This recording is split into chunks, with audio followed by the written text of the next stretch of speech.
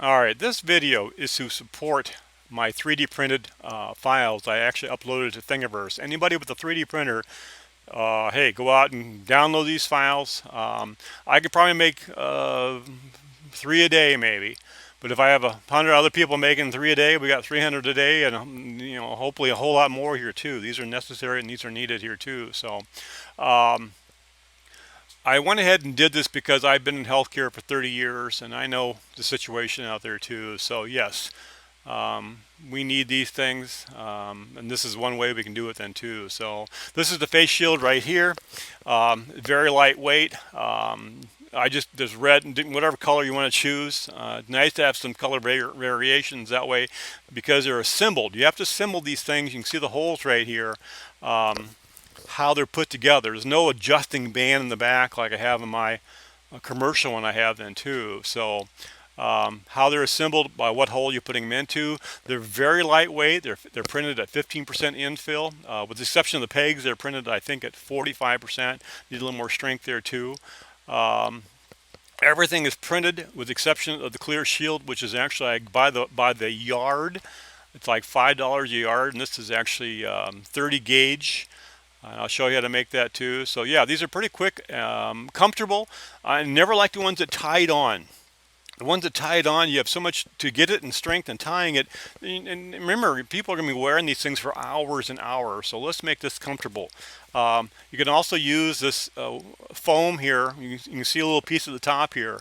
So if you have to make it a little bit bigger, put a little foam on there and make it a little snugger, you can do that. And actually, that should make it a little more comfortable too. But yeah, you can kind of, whoever's going to put these things together needs to be able to adjust them pretty easily by what hole you put them into to make them as comfortable as possible too. So anyway, there are keyholes on the top of these things, and you can see them right here close up. Those little red plugs you saw, push in and then turn. They're kind of teardrop things on the outside, and that kind of locks them in place. So you don't need any tape or anything, and they're easy to switch. The plastic itself here, I think it's about 30 cents a piece to make these things. Sorry, once I get focused here. I made a template. Originally, I put it on top of the inner shield part I had, marked the holes, and I actually used a punch to punch them. Once I was happy with that template, I went ahead and transferred it to this piece of plywood right here. I just use a very sharp X-Acto knife and clamp it on here too. You don't have to use your punch. You can. However, I found out if you have a drill bit that actually has a little sharp outer ridge, like a Forstner bit, but it's really for cleaning holes. That works extremely well. I use a 1/4 inch drill bit. And these are fairly easy to make. I think I made about 10 of them in about 6 or 7 minutes this morning here too. So yeah, I put a board down there, and I also move it around a little bit so I don't hit the old hole sometimes. But yeah, they're quick to do. Makes a real clean hole. This is an earlier one I was making. I don't do this anymore. In fact, I use this edge here, the outer edge, as the new edge of the back then too, because that all gets covered up anyway by the shield then too. So, but it's pretty fast to build a lot of these. And so if you do make these, don't just make one, make some extra of these clear transparent shields as well. Like I said, these are not going to work for keeping parts flying off the lathe too, but for infection control, that moisture barrier, these are going to work just perfectly fine. So I have not a problem about that. And again, and I made them a little bit longer, so you can actually have them down a little bit. So, but you can cut them as with scissors basically to customize them here too. Now on a lot of my pieces, a couple of them, I put these extra tabs here.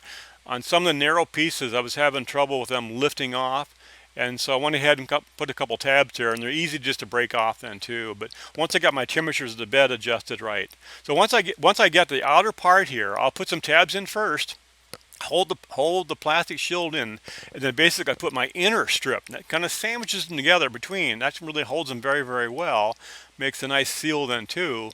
And I will go ahead and push these little red tabs in there, and once you finally get them in there, you can push them and turn them, and that will hold them in place. And boy, they're there. You have a hard time ripping these out. This vinyl is very, very strong.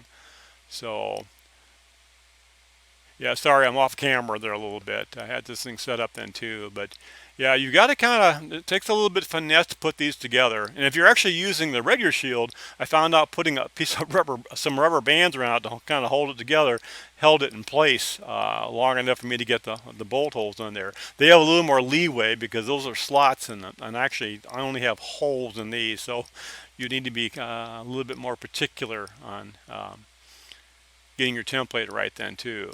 You can't move a hole. So anyway, yeah, turn the teardrops so they're down. That locks them in place. Up, I don't care. Um, and then how to assemble these things? I use they'll take up to 1/4 inch. But I had a box of these 832 by 1 1/4 inch length here too, and that works exactly fine here. And I found out, even though I'm seeing with the video here, if you actually put on a flat washer, a lock washer, and hopefully another flat washer, I didn't do it there, on the next one I did, what that does, it actually gives you that, you can sandwich that lock washer between, and it gives you a little bit of tension then too. And that allows you to give a little bit of tension, so it'll raise up and raise down, but all the parts and pieces will stay in place then too. So, but yeah, like I said, nice and lightweight. You have to take a little bit of experimental time to get the right size then too, or use that foam as I showed you then too to build these things in too. So, but yeah, I'm kind of real happy how these things turned out.